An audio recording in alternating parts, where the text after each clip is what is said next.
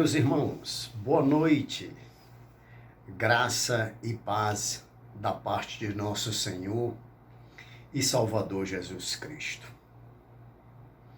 Estamos utilizando mais uma vez os recursos midiáticos para poder adentrar na casa dos nossos amigos, amigas, irmãos em Cristo que gostam de refletir conosco a boa palavra do Senhor. E nos coube, pela graça do Senhor, nesta quinta-feira, culto doutrinário, trazer uma palavra para nossos irmãos. É bem verdade, é notório que, considerando os dias difíceis, notadamente esse tema da Covid-19, isso está muito exaustivo. Isso já está muito debatido em todas as nações. Então eu orava ao Senhor pedindo a direção e depois de ouvir atentamente, de refletir na passagem, na palavra, aliás, da maestrina Maristé Prado, que falou muito ao meu coração acerca dos que choram. Creio que o Espírito Santo, em comunhão com o nosso espírito, inspirou-nos a trazer uma reflexão acerca das bem-aventuranças, das beatitudes registradas no Sermão do Monte, no Sermão da Montanha. Eu gostaria de ler alguns versículos da Palavra de Deus pausadamente e quero já lhes informar que essa doutrina ela será dividida em duas partes, seguindo a orientação do nosso Ministério de Multimídia, para que o arquivo não fique tão pesado e assim aquele ministério promova as adequações a fim de que possa transmitir a cada discípulo e discípula do Senhor uma palavra com as devidas correções para que você possa acompanhar pausadamente. Então vamos ao trecho da palavra de Deus que se encontra no Evangelho de Mateus, capítulo 5, que começa assim. Vendo Jesus as multidões, subiu ao monte e, como se assentasse, aproximaram-se os seus discípulos e ele passou a ensiná-los, dizendo: Bem-aventurados os humildes de espírito, porque deles é o reino dos céus. Bem-aventurados os que choram, porque serão consolados. Bem-aventurados os mansos, porque herdarão a terra. Bem-aventurados os que têm fome e sede de justiça, porque serão fartos. Bem-aventurados os misericordiosos, porque alcançarão misericórdia. Bem-aventurados os limpos de coração, porque verão a Deus. Verso 9. Bem-aventurados os pacificadores, porque serão chamados filhos de Deus. Bem-aventurados os perseguidos por causa da justiça, porque deles é o reino dos céus. Bem-aventurados sois, quando por minha causa vos injuriarem e vos perseguirem, e mentindo disserem todo mal contra vós. Regozijai-vos e exultai, porque é grande o vosso galardão nos céus. Pois assim perseguiram aos profetas que viveram antes de vós. Vós sois o sal da terra. Ora, se o sal vier a ser insípido, como lhe restaurar o sabor? Para nada mais presta senão para, lançado fora, ser pisado pelos homens. Vós sois a luz do mundo. Não se pode esconder a cidade edificada sobre um monte, nem se acende uma candeia para colocá-la debaixo do alqueire, mas no velador, e alumia a todos os que se encontram na casa. Assim brilhe também a vossa luz diante dos homens, para que vejam as vossas boas obras e glorifiquem a vosso Pai que estás nos céus. Soberano, digno, exaltado, misericordioso, Criador sustentador da vida. Rogo-te, clamo-te, para que a tua misericórdia se manifeste nesse instante e a tua palavra, através do teu Espírito Santo, nos inspire e encontre guarida em cada ouvinte, notadamente naqueles que precisam de um conforto, de um consolo, de uma solução, que só o teu Espírito pode conceder. Desculpem. Pai, nós te oramos em nome de Jesus. Amém. Meus amados irmãos, este sermão da montanha, que se encontra no Evangelho de Mateus, que vai do capítulo 5 ao 7, ele também tem partes fragmentadas no Evangelho de Lucas, ao longo do todo o Evangelho de Lucas, mas você pode encontrar também no capítulo 6, dos versos 17 até o 49. É a opinião da maioria que Jesus estabelece aqui preceitos de natureza moral, ética, que norteiam e devem nortear a vida cristã, por conseguinte, o cristianismo que pregamos e vivemos. As diretrizes que pautam este discurso é que aqueles que vivem o cristianismo, portanto, são discípulos, discípulas.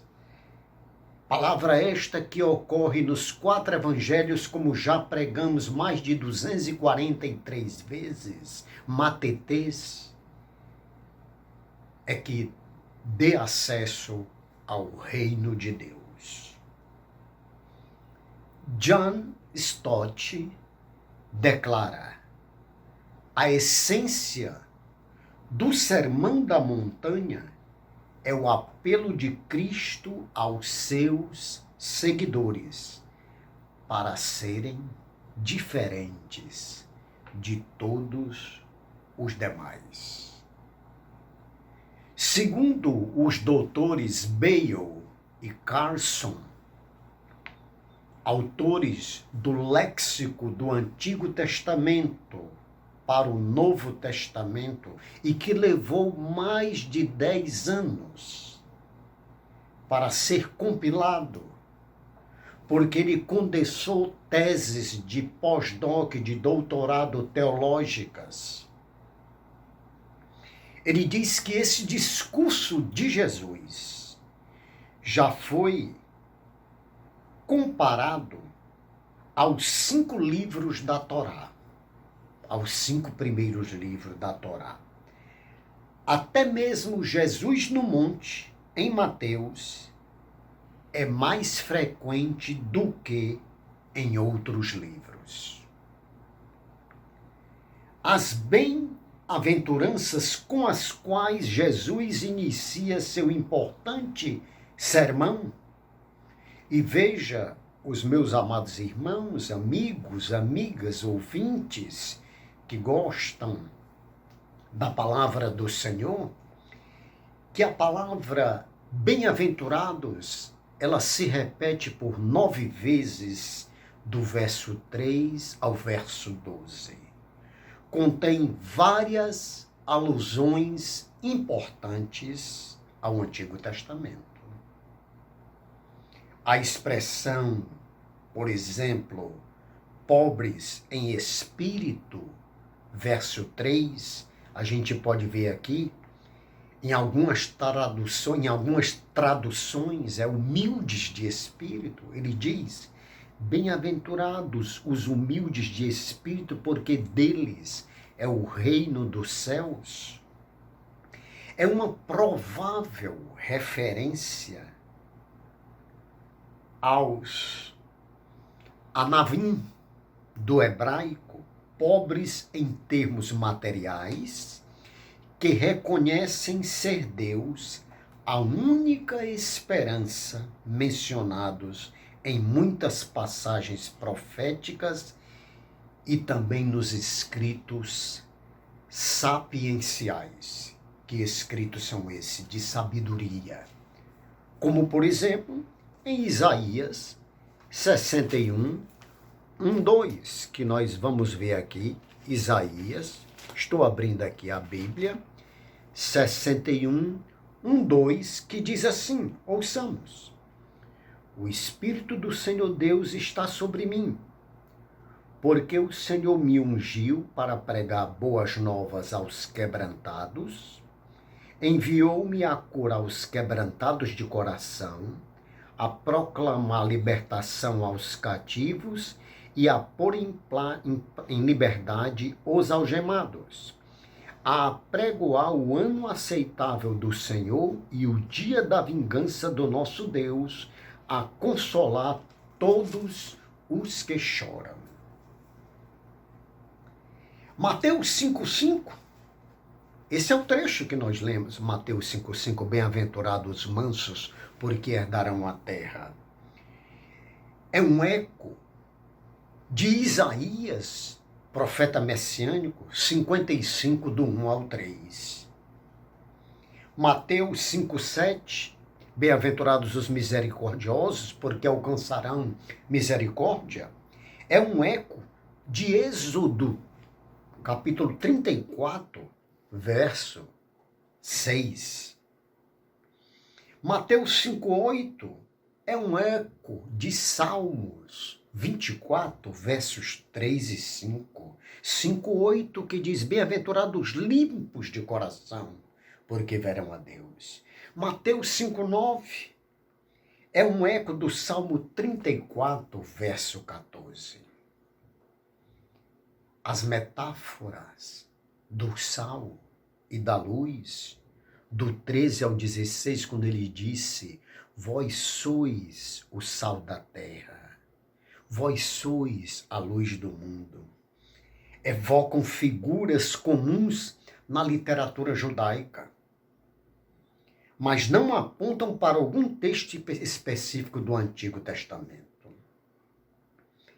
Mateus capítulo 5, do verso 17 ao 20, é porque nós não lemos para poder remir o tempo, é a tese, é a base, é a fundamentação, é a simetria que mostra a compreensão entre os ensinamentos de Jesus, quando ali estava com seus discípulos, e todos os preceitos da lei.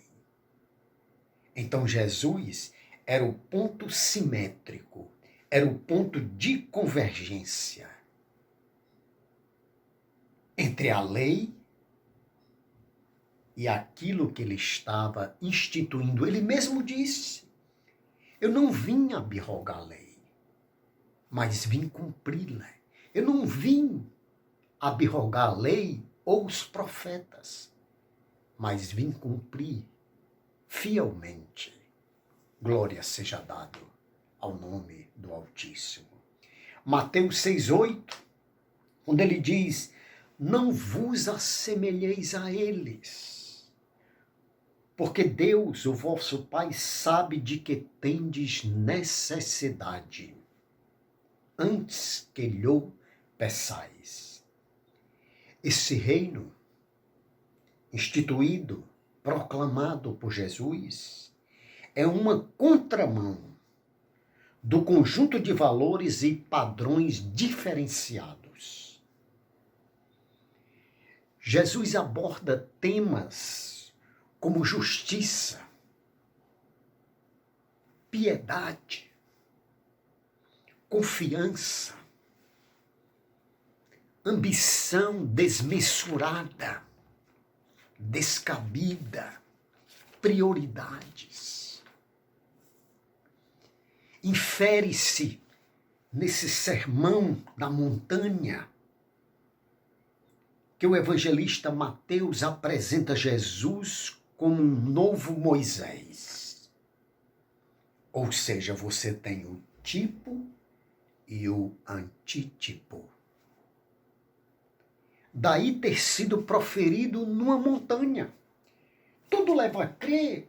Nós não vamos aqui fazer um debate, quem é que sabe mais? Não. Pode ter sido numa colina. Pode ter sido, sim, próximo ali da Galileia, de Cafarnaum.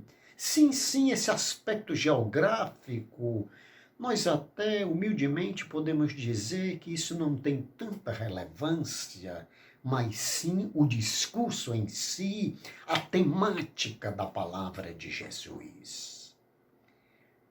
Pode ter sido numa colina, haja vista que Moisés recebera os 10 mandamentos no Monte Sinai. Mas Jesus não veio, como nós já dissemos, para abrogar a lei. Não. Ele veio para cumprir. E ele cumpriu. Mateus capítulo 5, verso 17, que diz, não penseis que vim revogar a lei ou os profetas. Não vim para revogar, vim para cumprir. E ele cumpriu fielmente. Já estamos com 17 minutos dessa breve reflexão.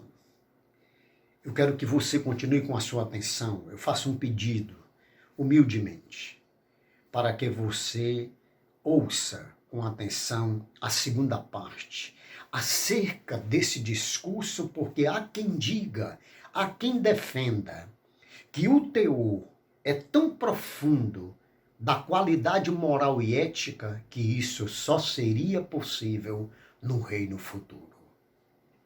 Então, você vai acompanhar a segunda parte. Deus te abençoe.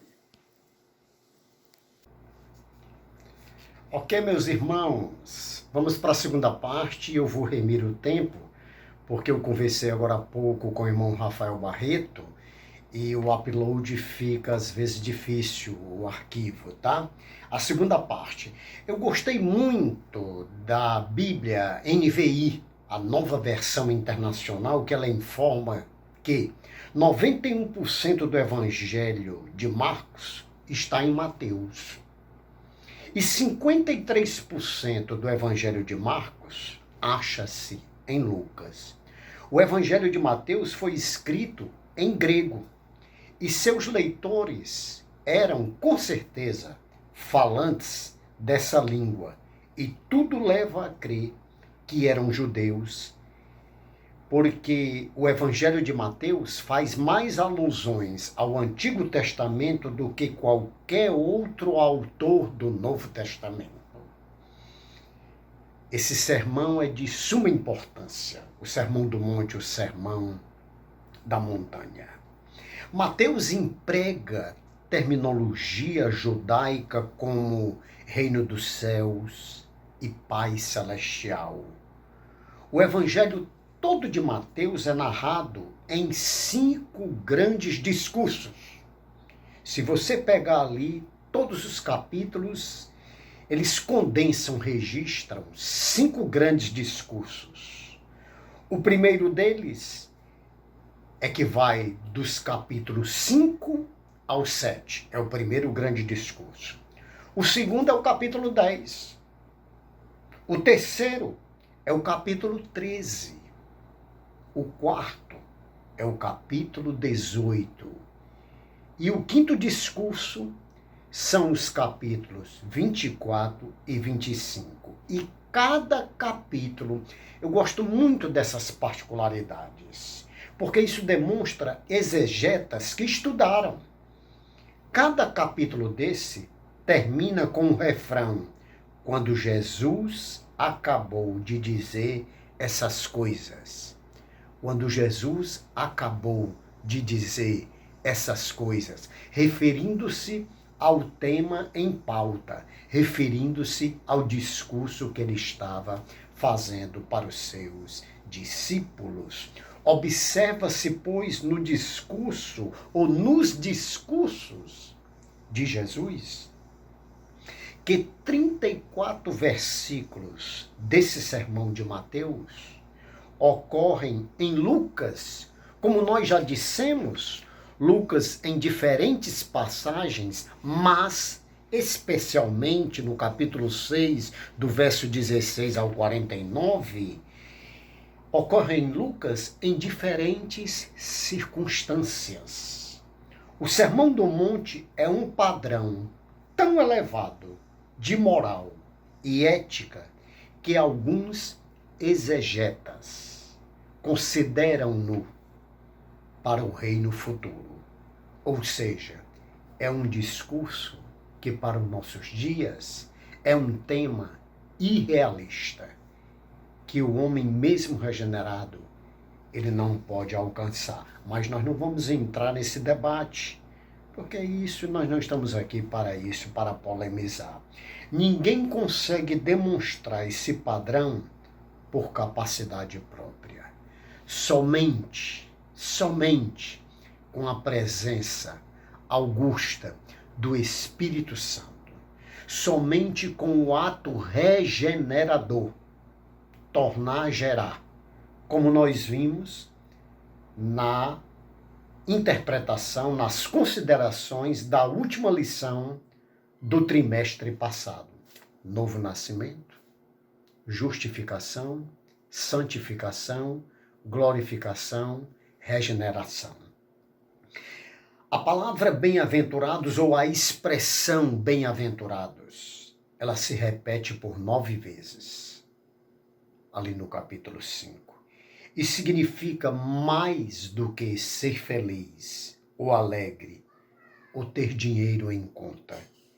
E sim, trata-se de um bem-estar máximo e uma alegria espiritual que é exclusiva dos que têm parte na salvação, no reino de Deus, que é mais uma dádiva do que uma recompensa.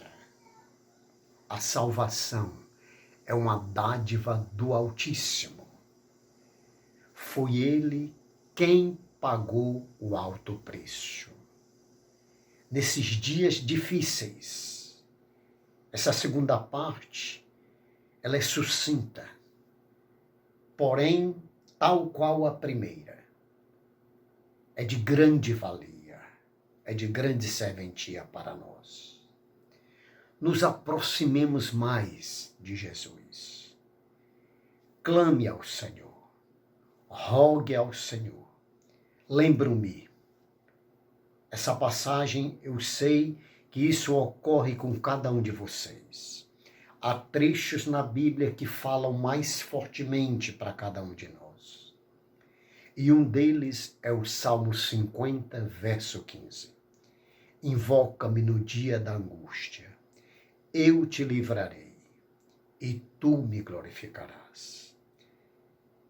Igualmente o Salmo de número 6, quando Davi disse, expressando do fundo da alma, Senhor, não me repreendas na tua ira, nem me castigues no teu furor. mas tem misericórdia de mim, porque os meus ossos se encontram profundamente abalados. No Sheol, quem há de te louvar? Ninguém. Ele estava querendo dizer, Senhor, preserva minha vida, porque eu quero te louvar. E a nossa oração, concluindo essa doutrina, Senhor, preserva a vida dos teus filhos, porque nós elevamos a nossa voz não confiados nos nossos atos de justiça. Ao contrário, são trapos de imundícia, mas fiados na multidão das tuas misericórdias. Ouve dos quatro cantos do mundo as orações daquele que se chama pelo teu nome. Permita, ó Pai, que a ciência descubra a cura para esse vírus, para essa pestilência, porque nós daremos toda a transferência da descoberta a Ti. Só lhe deu glória, somente a Deus glória. E que o amor de Deus, nosso Pai, a graça maravilhosa de nosso Senhor e Salvador Jesus Cristo, as doces e perenes consolações do Espírito Santo estejam sobre todos os filhos do Senhor, hoje, agora e para todos sempre. Amém. Deus te abençoe.